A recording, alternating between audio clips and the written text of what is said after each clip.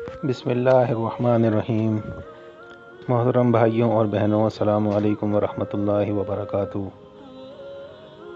ہمارے پیارے آقا اللہ کے رسول صلی اللہ علیہ وسلم جود و سخا کے پیکر تھے، اور آپ نے اپنے اصحاب کو بھی اسی کی تربیت فرمائی تھی کہ وہ اللہ کے راستے میں خوب خرچ کریں۔ اسی تربیت کا نتیجہ تھا کہ صحابہ کی اولادیں بھی اپنے آباء و اجداد کے نقش قدم پہ تھیں۔ حضرت عبداللہ ابن جعفر رضی اللہ تعالیٰ عنہ حضرت علی رضی اللہ تعالیٰ عنہ کے بھتیجے بھی لگتے ہیں، اور حضرت جعفر ابن طیار رضی اللہ تعالیٰ عنہ کے بیٹے ہیں۔ بہت سخی آدمی تھے۔ ایک مرتبہ مدینہ منورہ کے ایک باغ پر ان کا گزر ہوا۔ اس باغ میں انہوں نے دیکھا کہ ایک حبشی غلام باغ کا رکھوالی ہے، اور جب وہ روٹی کھا رہا تھا تو ایک کتا بھی اس کے سامنے بیٹھا ہوا تھا، اور جب وہ ایک لقمہ بنا کر اپنے منہ میں رکھتا تو ویسا ہی ایک لقمہ بنا کر اس کتے کے منہ میں ڈالتا۔ حضرت عبداللہ ابن جعفر رضی اللہ تعالیٰ عنہ اس منظر کو کھڑے دیکھتے رہے۔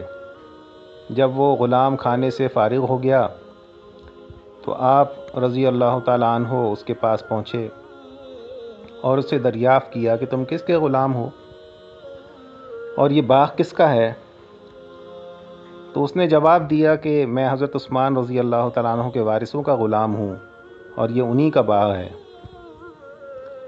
حضرت عبداللہ ابن جعفر رضی اللہ تعالیٰ عنہ نے دریافت کیا کہ میں نے تم کو ایک عجیب حرکت کرتے دیکھا کہ جب تم کھانا کھا رہے تھے تو ایک لقمہ خود کھاتے تھے اور ایک لقمہ ویسے ہی بنا کر اس کتے کو بھی کھلاتے تھے۔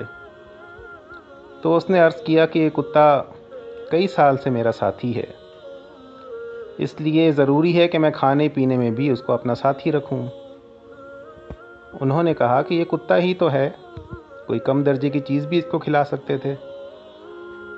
تو غلام کہنے لگا کہ مجھے اللہ جل شانہ سے بہت شرم آتی ہے کہ میں کھاتا رہوں اور ایک جاندار آنکھ مجھ کو دیکھتی رہے۔ حضرت عبداللہ ابن جعفر رضی اللہ تعالیٰ عنہ نے اس کی یہ بات سنی تو ان کو بہت حیرت ہوئی، اور وہ اس حیرت میں واپس آئے اور حضرت عثمان رضی اللہ تعالیٰ عنہ کے وارثوں کے پاس تشریف لے گئے اور ان سے فرمایا کہ میں آپ کے سامنے ایک درخواست رکھوں گا، اس کو رد مت کیجیے گا۔ جو باغ آپ کا فلاں جگہ موجود ہے وہ آپ میرے ہاتھ فروخت کر دیجئے، اور اس کے اندر جو غلام ہے وہ بھی میں آپ سے چاہتا ہوں کہ اس کو بھی آپ میرے حوالے کر دیجئے۔ تو انہوں نے کہا کہ باغ تو بلا قیمت آپ قبول کر لیجئے، مگر وہ غلام بچپن سے ہمارے ساتھ ہے اور اس کی جدائی ہم پر بڑی شاق ہے۔ مگر حضرت عبداللہ ابن جعفر رضی اللہ تعالیٰ عنہ نے جب بہت اصرار کیا تو انہوں نے اس کو بھی قبول فرما لیا، اور یہ دونوں چیزیں خرید کر حضرت عبداللہ ابن جعفر رضی اللہ تعالیٰ عنہ اس باغ میں واپس تشریف لے گئے، اور اس غلام سے فرمایا کہ میں نے اس باغ کو اور تم کو خرید لیا ہے۔ غلام نے عرض کیا کہ اللہ تعالیٰ آپ کی اس خریداری میں برکت ڈالے، مگر بات یہ ہے کہ مجھ کو اپنے آقاؤں سے جدائی کا بہت رنج ہوا ہے کہ انہوں نے بچپن سے مجھ کو پالا ہے۔ حضرت عبداللہ ابن جعفر رضی اللہ تعالیٰ نے فرمایا کہ میں تم کو آزاد کرتا ہوں، اور یہ باغ بھی تمہاری نظر ہے۔ اس غلام نے عرض کیا کہ پھر آپ گواہ رہیں کہ یہ باغ میں نے حضرت عثمان رضی اللہ تعالیٰ عنہ کے وارثوں پر وقف کر دیا۔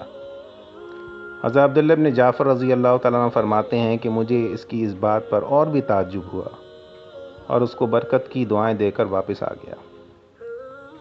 تو میرے عزیز بھائیوں اور بہنوں، یہ مسلمانوں کے اسلاف ہیں جن کی سخاوت اور جن کی جود و سخا کی تاریخ بھی گواہی دیتی ہے۔